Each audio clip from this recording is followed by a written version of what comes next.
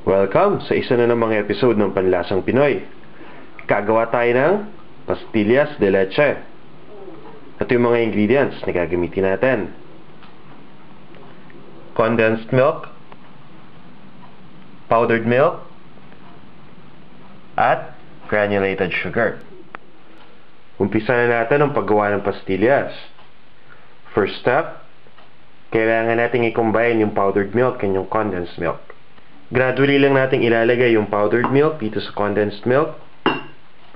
And then, i-mix na natin or ifo-fold natin.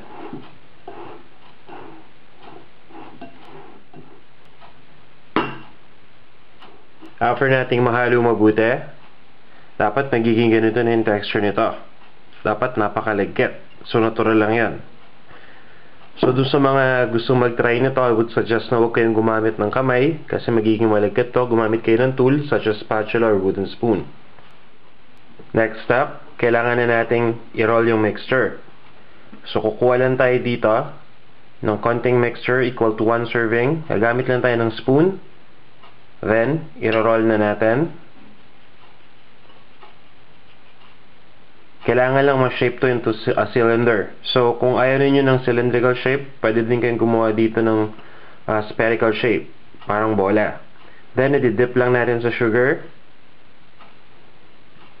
Just make sure na lahat ng sides ng ating mixture ay may sugar na. Then, kailangan may ready na tayo na cellophane or any paper na meron kayo dyan na gusto niyo ipambalot. At, ibabalot na natin to.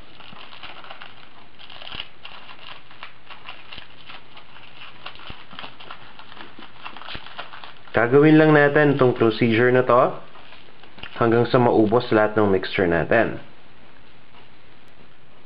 Para sa exact measurements ng mga ingredients, bumisita lang kayo sa panlasangpinoy.com. Ito na ang ating homemade pastillas de leche.